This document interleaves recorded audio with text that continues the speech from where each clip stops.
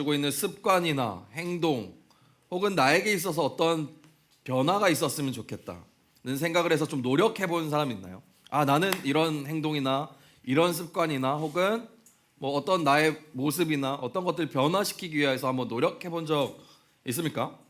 아마 한 번쯤은 있을 것 같아요. 내가 이번에 진짜 핸드폰 내려놓고 공부해 본다. 내가 스크린 타임 맞춰놓고 해본다. 노력해 본 친구들도 있을 것 같아요. 아마 고치고 싶은 성격도 있을 거고, 뭐 줄이고 싶은 나쁜 습관들도 있을 거고, 뭐 다시 마음 잡고 열심히 해보겠다, 뭐 이렇게 마음 먹을 때도 있을 것 같습니다. 그래서 스스로 늘 다짐하죠. 이번에 내가 진짜 바꿔본다. 이번에 내가 진짜 성공해본다. 이제는 달라지자. 정신 차리자. 이런 다짐해본 적이 있을 것 같습니다. 그런데 신기하게도 결심은 너무너무 자주 하지만 변화는 생각보다 잘 이루어지지는 않습니다. 고치고 싶다고 수십 번 다짐했는데 여전히 똑같은 나의 모습을 자주 발견하게 되죠. 그러다 보면 이런 생각이 듭니다. 나는 원래 이런 사람인가? 내가 이렇게 열심히 노력하려고 해도 나는 변할 수가 없는 건가? 그리고 어느 순간 나는 물론이고 다른 사람들에 대해서도 저 사람은 나는 절대 안 변해. 이런 생각을 하게 된다는 것이죠.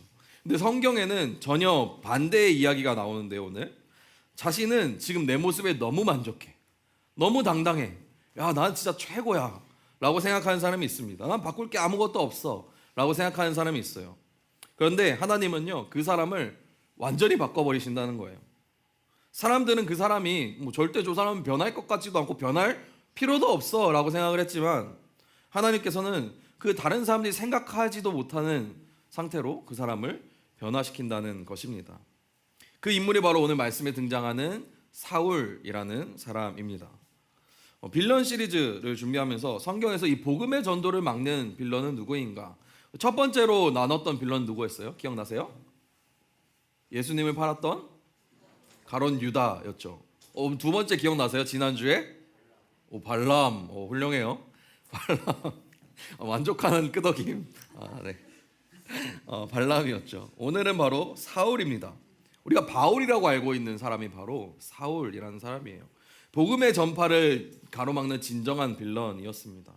사도행전의 말씀을 보면요, 이 사울의 모습들이 아주 정확하게 기록이 되어 있어요. 사울은 예수님의 복음을 전하다가 처음으로 순교한 사람이 있어요. 혹시 아는 사람 있습니까?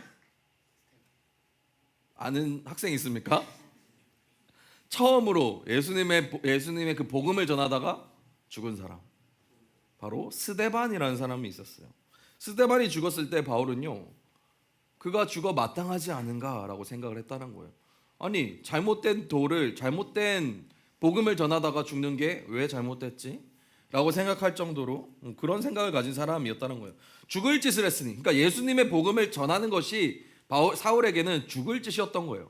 그렇기 때문에 죽은 사람은 마땅히 잘 죽었네, 죽을 짓을 했으니 죽어야지 라고 생각했다라는 거예요. 그게 성경에 기록되어져 있어요. 사도행전 8장 3절에는요, 사울이 얼마나 교회를 박해했으면 사울이 교회를 박해한 내용이 성경에 기록되어져 있는 거예요. 사도행전 8장 3절을 보면요, 사울이 교회를 잔멸할세 각 집에 들어가 남녀를 끌어다가 옥에 넘기니라. 사울은요, 교회를 없애려고 예수님 믿는 사람을 다 잡아서 감옥에 넣어버리려고 진짜 애썼던 사람이에요. 누구보다 열심히 했던 사람이에요. 그래서 성경에 이런 기록까지 남아있단 말이에요. 사울은요, 예수님을 따르는 사람들에게 아주 위협적이고 무서운 존재였습니다. 근데 오늘 말씀에서는요, 그 사울이 더 흑화해요. 그래가지고 1절 말씀을 보면요, 사울이 주의 제자들에 대하여 여전히 위협과 살기가 등등하여. 사울이 얼마나 위협적이고 얼마나 많은 사람들을 잡아서 감옥에 넣거나 죽였으면은 성경에서 사울이 위협과 살기가 등등하였다라고 기록하고 있습니다. 사울 마음에는 여전히 저 사람들 예수를 믿어? 다 때려 잡아야지라는 생각으로 가득했다라는 거예요. 도대체 그럼 사울은 왜 그랬던 것일까요? 사울은 유대인이었어요. 그럼 유대인이기 때문에 단순히 난 유대인이어서 그랬던 것일까요? 사울은요, 유대인 중에서도 유대인이라고 말해요. 스스로를 이렇게 소개해요. 빌립보서 말씀인데요, 한번 같이 읽어볼까요? 빌립보서 3장 5절 6절 시작. 나는 8일 만에 할례를 받고 이스라엘 베냐민 지파요.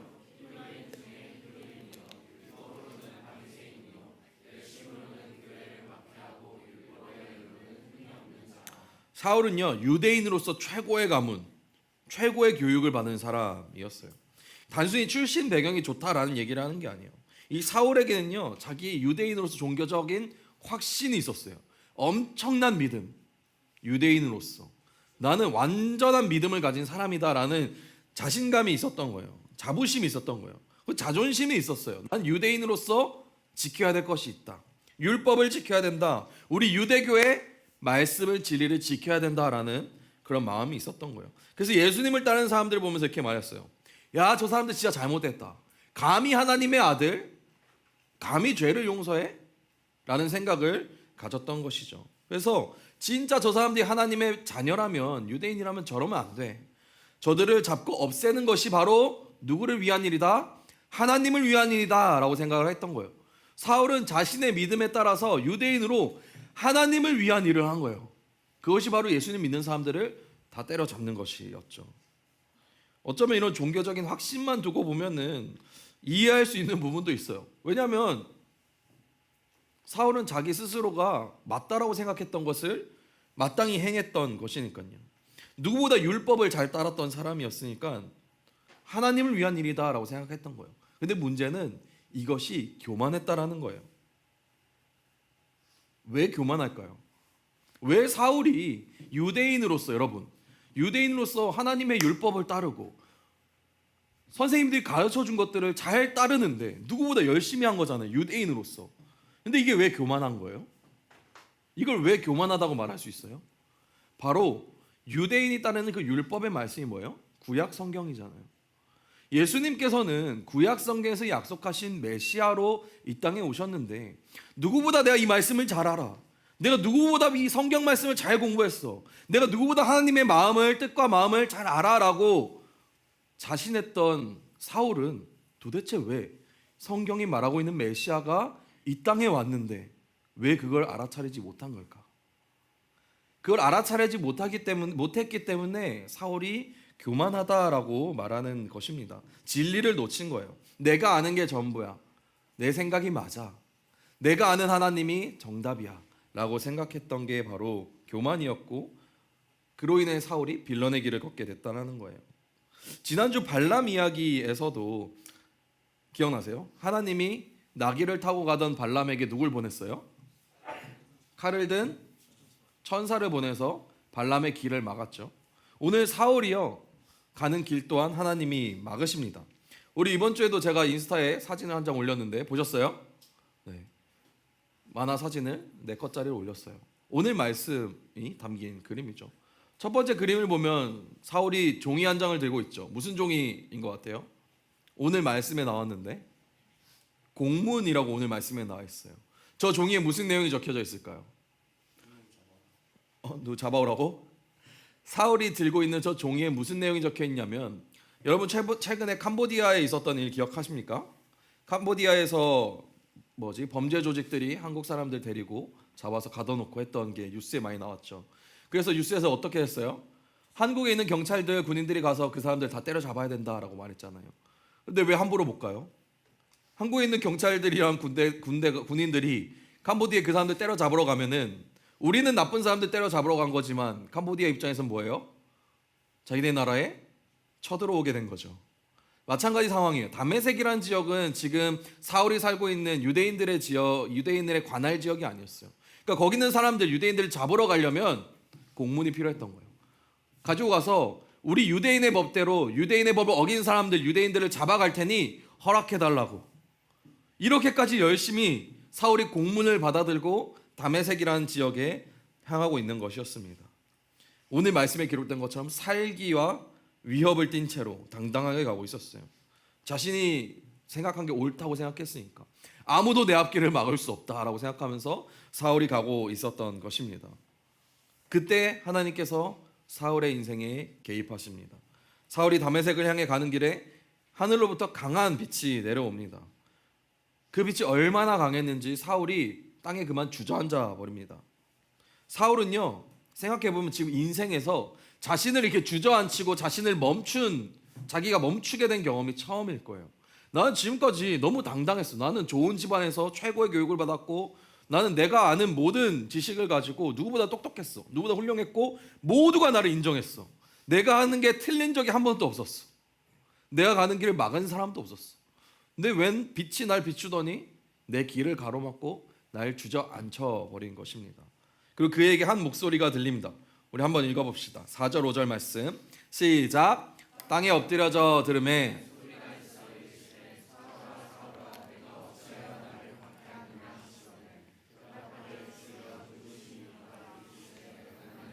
박해하는 예수라. 사울아 사울아 내가 왜 나를 박해하느냐. 사울은 완전히 패닉에 빠져버립니다. 그에게 들리는 목소리는 분명히 하늘의 목소리였어요. 직관적으로 알았겠지. 여러분 생각해보세요. 길을 가다가 웬 빛이 막 엄청 밝은 빛이 날 비쳤어. 내가 쓰러졌어. 근데 나 이어폰도 안 꽂고 있는데 막 하늘에서 소리가 들려. 뭔가 이거는 이 세상의 일이 아니야. 그럼 뭐 같아요? 하나님 혹은 어떤 신적인 존재의 목소리로 들었겠죠. 당연히 이 세상에서 일어날 수 없는 일이 일어나고 있는 거잖아요.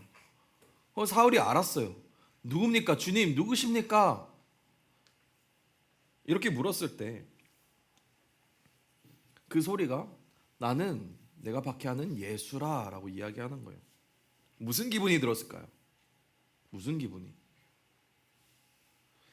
이상한 소리처럼 들렸지만 분명히 하나님의 목소리예요. 내가 믿는 하나님의 목소리가 들리는데 내가 박해하는 예수라 라는 말씀은 사울아 지금 너가 하는 행동, 너가 생각하는 그 모든 것, 너의 마음 다 잘못되었다. 다 틀렸다. 너 정반대의 길을 가고 있다라고 말하고 있는 것입니다. 그 순간 사울이 눈을 떴는데요. 아무것도 보이지 않아요.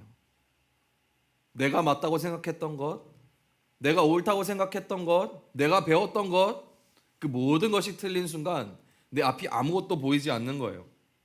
그래서 사울은 지금 내가 가고 싶으면 걸어갈 수 있는데 이제는 한 발자국도 움직일 수가 없습니다. 단 한 번도 멈춰본 적이 없는데 사울이 그만 멈추게 된 것입니다. 그리고 성경은 이렇게 기록합니다. 9절 읽어봅시다. 시작. 사흘 동안 보지 못하고 먹지도 마시지도 아니하니라. 단순히 시력을 잃은 걸 말하는 게 아니에요. 완전히 패닉에 빠진 거예요. 음식도 안 들어갈 정도로 자기의 삶이 완전히 부정당한 거예요. 완전히 무력한 상황에 빠져버립니다. 하나님은 왜 사울을 멈추셨을까요? 만약 하나님께서 사울을 멈추지 않았다면 그럼 무슨 일이 일어났을까요? 성경은요, 그가 하나님이 보내신 사람을 통해 앞을 보게 되었다고 말합니다.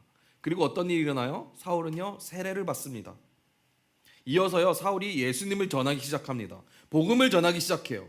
사울은요, 하나님이 멈추지 않았다면 절대 예수님을 믿지 않았고 예수님을 보지도 못했을 거예요.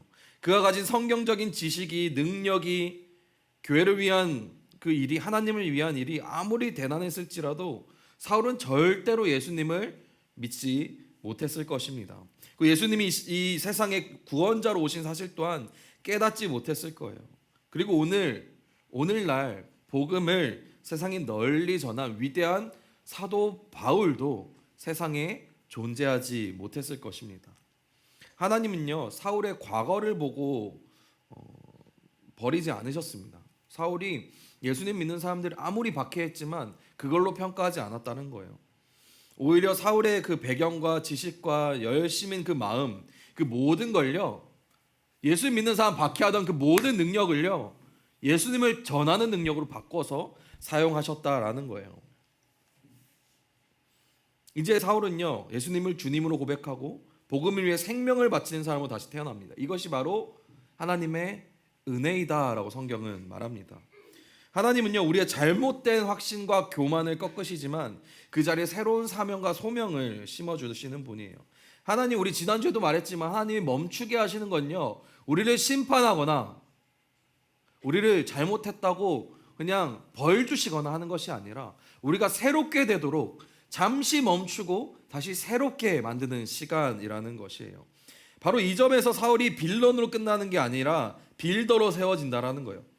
예수님을 따르던 자들을 죽이라고 외쳤던 그 바울의 입에서, 사울의 입에서 이제 예수님의 복음을 전하는 그 복음이 흘러나옵니다. 예수님을 믿는 사람들 다 잡아가던 그 손이요, 이제 교회를 세우고 복음을 전하는 손으로 사용되게 된다는 거예요. 하나님이 멈추셨고 하나님이 일으키셨고 하나님이 다시 부르셨다라는 것입니다. 그래서 사울 한 사람이 바뀌자 그리스도 교회 공동체가 다 새롭게 세워졌다라는 것이에요. 사울이 빌런으로 계속 남아 있었다면 어떻게 됐을까요? 위협과 살기가 등등한 이 사울이 살아 있었다면 예수님을 믿는 사람들은 아무도 살아있지 못했을 것입니다. 그러나 하나님께서 이 사울을 변화시켜서 예수님의 복음을 전하는 빌더로 세웠을 때 그리스도 공동체가 세워졌다라는 것입니다. 말씀을 정리하겠습니다. 여러분, 우리는 사울의 이야기를 통해서 분명하게 알게 돼요. 사람이 보기에는 절대 안 변할 것 같은 사람들이 있습니다. 한번 주변을 둘러보세요. 자고 있는 친구들 깨워주시고 주변을 둘러보세요. 와, 이 사람 바뀔까? 이 친구 바뀔까? 예수님 잘 믿을까? 언제까지 교회 나올까? 여러분, 스스로 변할 이유도 변하고 싶은 마음도 없던 사람이 바로 사울이었어요. 오히려 지금 자신에 만족하고 있던 사람이 사울이었고, 나 지금 잘하고 있어, 나 지금 내가 믿고 따르는 게 정답이야 라고 자부심을 갖던 사람이 사울이었습니다. 그런데 하나님은 그 사울을 멈추셨다라는 거예요. 그 완전히 다시 새롭게 태어나게 하셨어요. 빌런인 사울을 빌더로 바꾸셨습니다. 이 변화는요, 사울이 대단해서가 아니라 하나님이 대단하신 분이시기 때문에 라는 것입니다. 여러분, 우리는 때로 내 모습이 바뀌지 않아서 실망할 때가 있어요. 나는 원래 이런 사람인가? 나는 아무리 노력해도 안 되는 건가? 이런 마음이 들 때가 있습니다. 그때 오늘 말씀을 기억했으면 좋겠어요. 사울도 스스로는 절대 변할 수 없는 사람이었습니다. 하지만 하나님께서는 그 사울을 바꾸셨습니다. 하나님은 동일하게 오늘 우리에게도 일하십니다. 우리 안에 사울 같은 모습이 있다면, 내 안에 고집이 있고 교만이 있고 잘못된 생각, 거룩하지 못한 행동들, 습관들, 마음이 있다면 이 모든 것을 하나님께서 멈추게 하실 때가 있어요. 그때는요, 여러분, 실패할 때가 아닙니다. 실패해서 멈추는 게 아니라 하나님이 나를 다시 새롭게 세우려고 잠시 멈추시는 거예요. 그리고 그게 우리가 포기해야 될 지점이 아니라 하나님 은혜로 나를 다시 세우려는 그 순간이라는 사실을 기억하시길 바랍니다. 이 은혜를 경험한 바울은요, 고린도전서 5장 10절에서 이렇게 고백합니다. 우리 다 함께 읽어봅시다. 그러나 내가 나 된 것은 하나님의 은혜로 된 것이니 헛되지 아니하여 내가 모든 사도보다 더 많이 수고하였으나 내가 한 것이 아니요 오직 나와 함께 하신 하나님의 은혜로다. 사울의 변화는요, 사울 한 사람의 변화로 끝나지 않았습니다. 사울 한 사람이 변하자 교회가 세워지고 공동체가 세워지고 복음이 확장되었습니다. 우리도 하나님 앞에서, 여러분의 가정에서, 학교에서, 내가 속한 공동체에서 하나님의 나라를 세우는 사람으로 부름받았습니다. 공동체는 어떤 능력 있는 한 사람으로 세워지는 게 아니에요. 완벽한 한 사람으로 세워지는 게 아닙니다. 하나님의 은혜로 변화된 사람으로 세워지는 것입니다. 사울이 빌런에서 빌더가 된 것처럼 하나님은 여러분 한 사람의 인생의 변화를 통해서 여러분의 공동체를 새롭게 세우실 것입니다. 그 하나님의 은혜가 여러분들의 삶에, 우리 푸른티인 학생들, 선생님들 삶에 가득하시기를 축복하겠습니다. 우리 시간 함께 찬양하면서 기도의 자리로 나아가시겠습니다.